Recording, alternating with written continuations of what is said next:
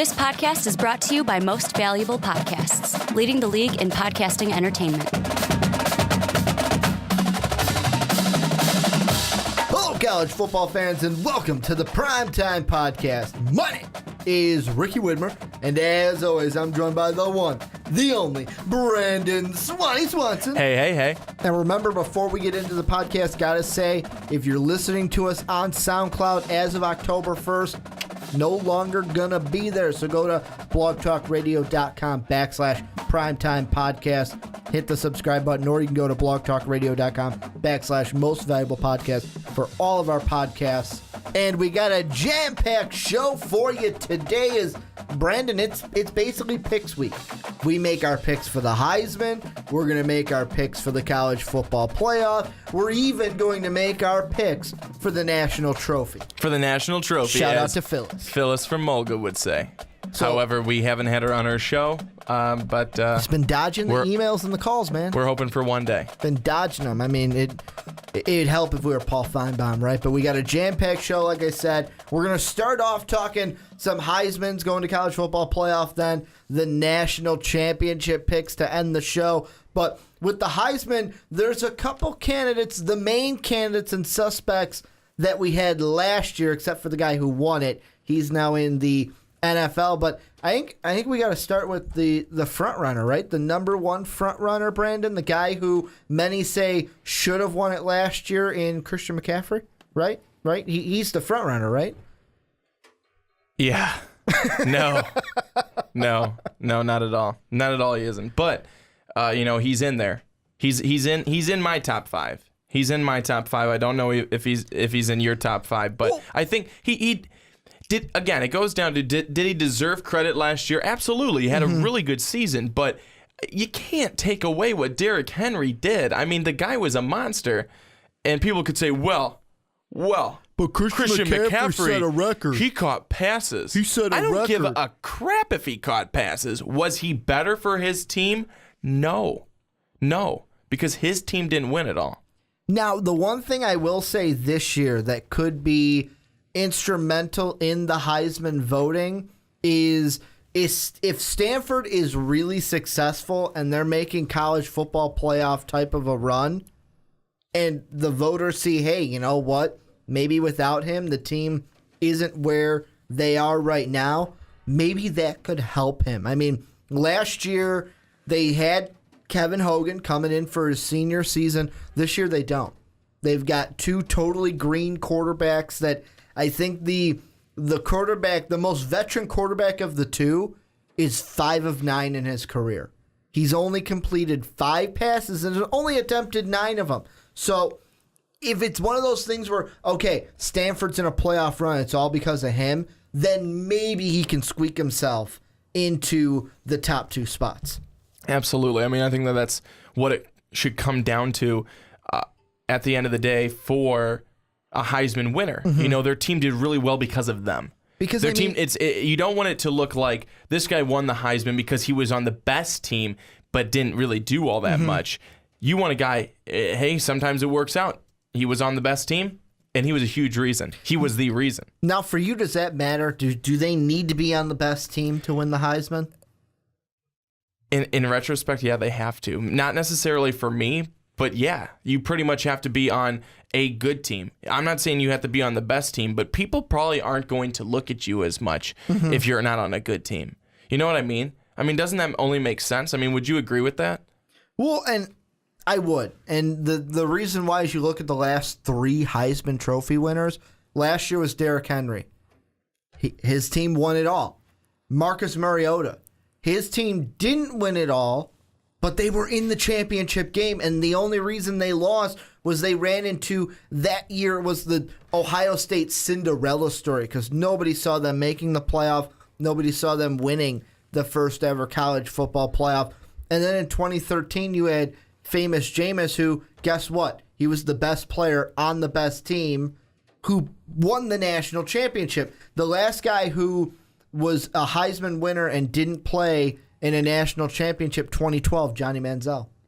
But Johnny Manziel, I mean, you look what he did for his team. Look at those numbers that he put up.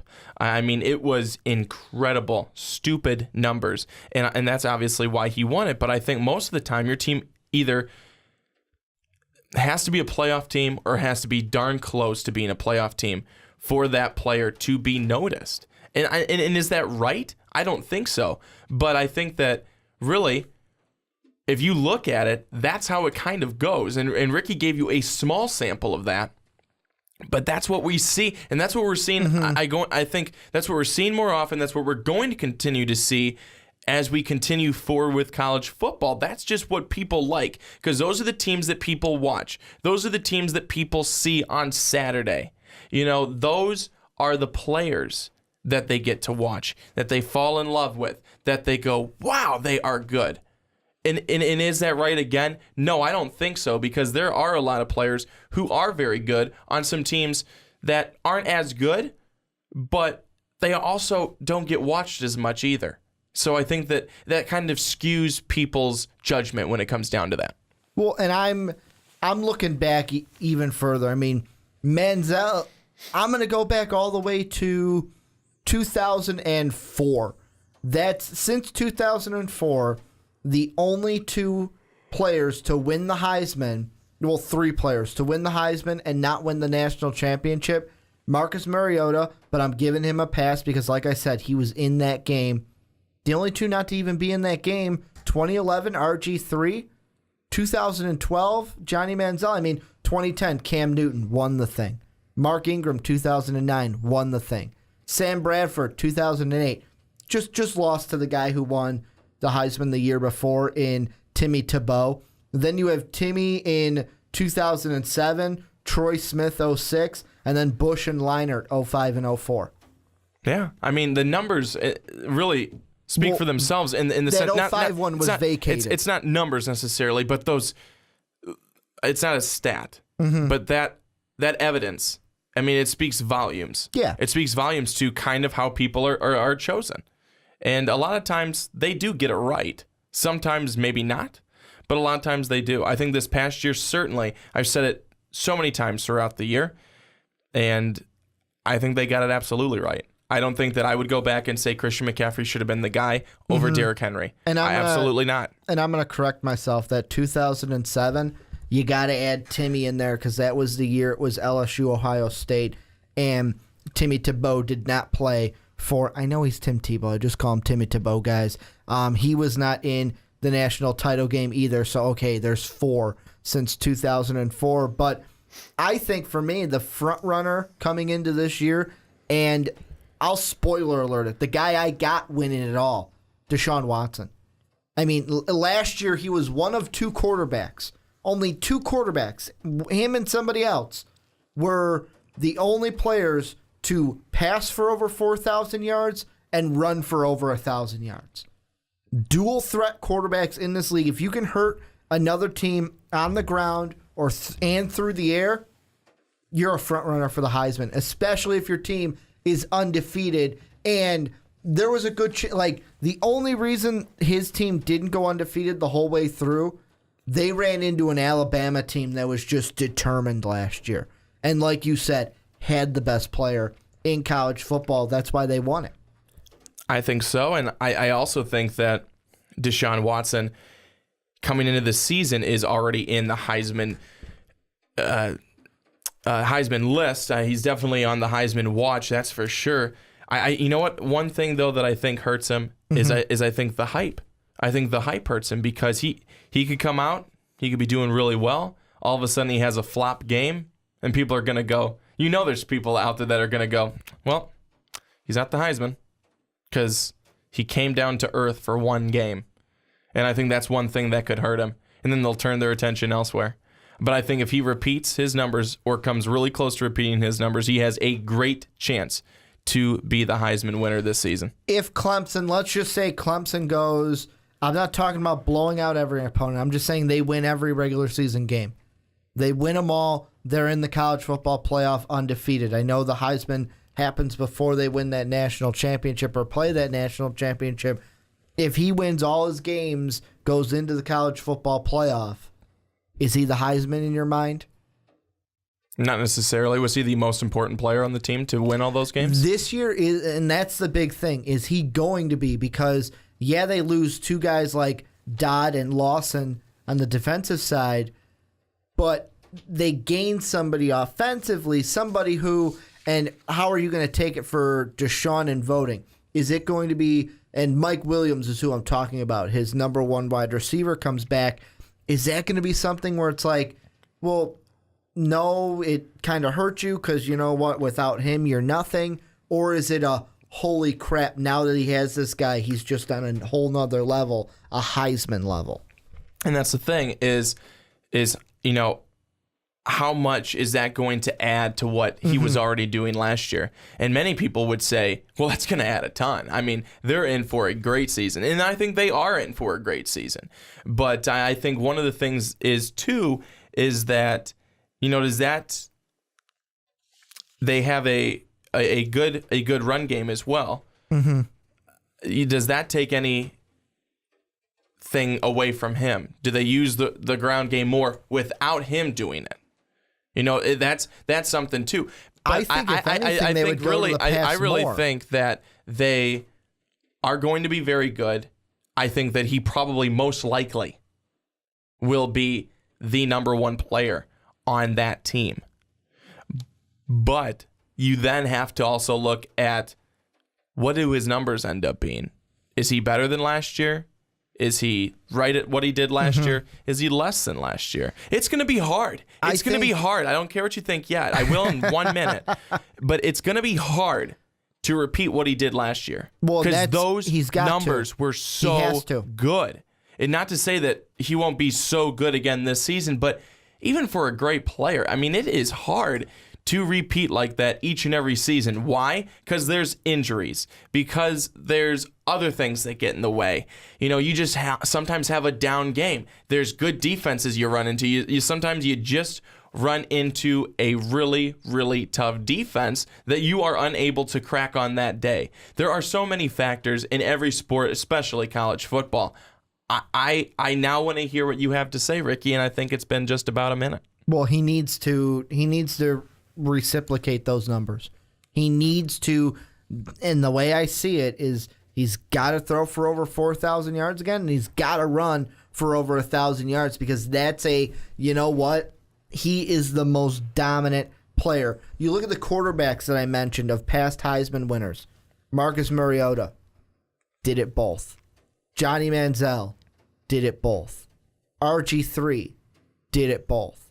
Cam Newton did it both. Tim Tebow did it both. The only two that I would Sam Bradford, not really. Matt Leinart, not really. But that's where you can kind of see the kind of evolution of the quarterback position in college football, where you're looking early 2000s, Matt Leinart, the kind of later 2000s where it's Sam Bradford right before Tebow won it. It's like, hey, you know what? Those guys are pro-style guys. Then Tebow comes out, Manziel, RG3, Cam Newton. That is where we're at right now. The quarterback that can hurt you with the arm and the feet. One guy that we have yet to mention who's not a quarterback, who would have won the Heisman if he didn't fall off a cliff after playing Alabama, Leonard Fournette. Leonard Fournette. I mean, talk about a guy who was just on a rampage last season in a good way in college football, and that guy did not seem to slow down any week. But then he ran into the buzzsaw, and that was Alabama's defense, and he did not play well. He did not play well at all, and even after that, even when he did play well again, people saw how poorly he played against a really good defense and a really good team, and they just kind of discredited him then, just kind of threw him off to the side like, well, he's nothing, because he ran into one bad game. But I think that Leonard Fournette, if he gets 100 yards and a touchdown against Alabama, he's your Heisman winner. And it's funny that I'm saying that, and that may not make a lot of sense, but what I'm basically saying is I expect him to repeat and put up the numbers that he put up last season against all those other teams, but the only team that matters is Alabama. If he can play well against them, then I think he's your Heisman winner. He's going to be the first overall pick in the NFL. Well, Whoa. Whoa, you were just saying it. You were saying it, now you're backtracking. I'm not backtracking. You know what some people would call you? I'm not backtracking. I won't say it. Okay. I won't say it on this podcast. A phony. Here's what I'm going to say. I believe that when it's all said and done, he's going to be the number one pick in the NFL draft. The only thing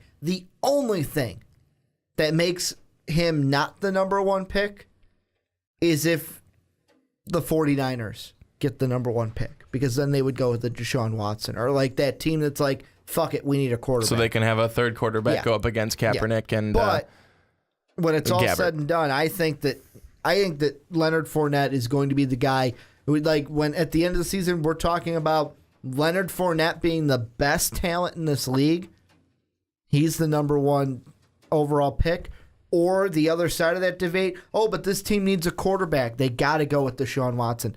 That's the conversation we are going to have about number one, unless it's a team that, hey, you know what, we could trade the pick because we don't need a guy like Tennessee if they get the Ram pick, but that's a different show entirely. Leonard Fournette has all the tools. He is one of the only running backs, and I mean, I can't say that about last year because Derrick Henry won it, but coming into this year, he is the only back to me and the only other player I believe that could rival a DeShaun Watson for the Heisman. Now, if DeShaun Watson falls off this year, fine. He shouldn't win it. But if DeShaun Watson is on his game, Fournette can still rival him. If DeShaun Watson is on his game, he is not a foregone conclusion to win the Heisman because Fournette can still beat him. That's how good this player is in my eyes. I agree with you. I think that if they both, and I hope they are both on their game. I hope they both play similar to what they did last season. I with a few changes here or there in a couple of games, that would be a really close contest and a fun race to watch for the Heisman. I mean, that would be a lot of fun. I'm going to give you two sleepers before we give each of our top fives for the Heisman. Two of them. One's a huge sleeper.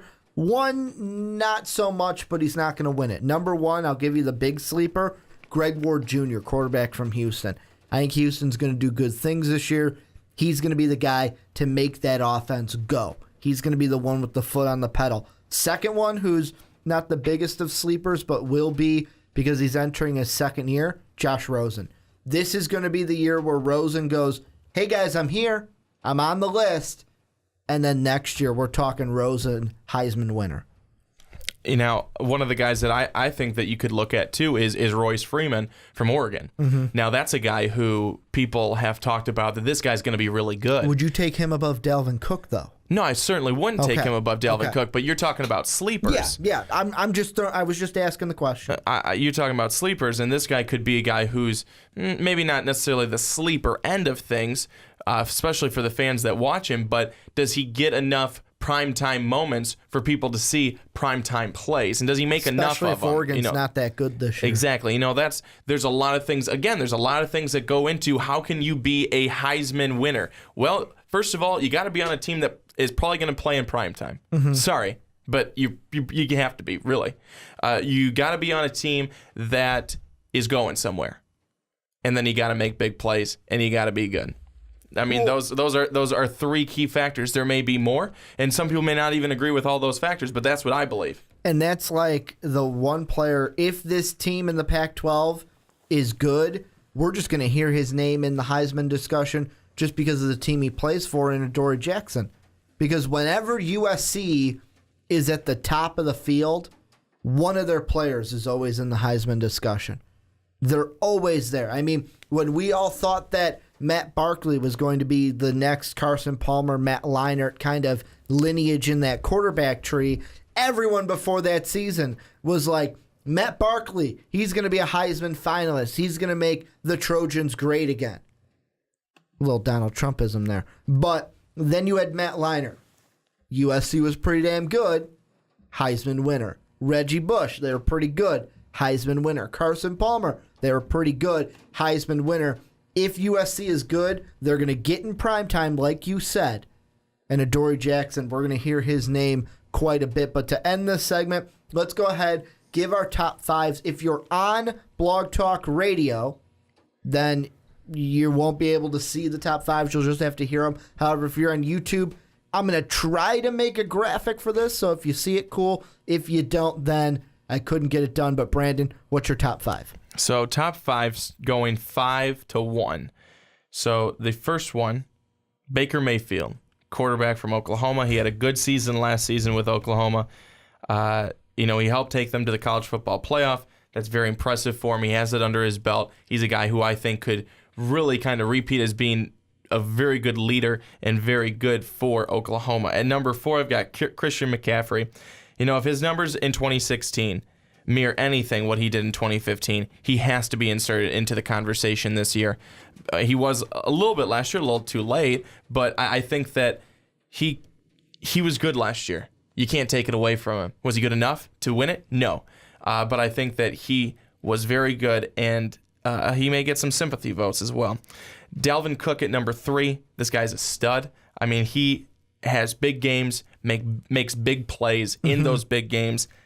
I mean, he's really, really good. However, there's a defense to start the season, defense to end the season, Ole Miss to start, Florida to end. Those are good defenses. How does he do against them? And number 2, DeShaun Watson. Repeat last year, I think he got it in the bag. However, like I said earlier, I think the hype could hurt him. And then Leonard Fournette. If you play well against Alabama, my friend, you are going to be the Heisman winner. Because, again, I'm assuming that he plays really well against everybody else. But Alabama is that key game. How do you perform there? Before I give my top 5, I got a follow-up question. If Leonard Fournette wins the Heisman, is he the number 1 pick in the NFL draft? Depends on who the team is that's picking in the draft. Let's say it's a team that has no specific need. No specific need. So they don't really need a quarterback is what I'm trying to say. Okay, so that does not make sense. How about a team that has no specific need, but let's say they need a quarterback? No, they don't need a quarterback is what I said. They don't need a quarterback. Okay, well, again, I think that's like a Dallas really last silly. year. Okay, yes, they take him. Okay, a team would take him. Why would you want to pay? That's all I wanted to hear. Especially running back these days. I mean, quarterback. I feel like running back is a more critical position than at QB. Some people will say you're wrong. I think that quarterback is so important out on the field, but this sounds bad, but you can find a quarterback. You can find a quarterback who will be a good leader. For running back, you just can't find a good running back every day.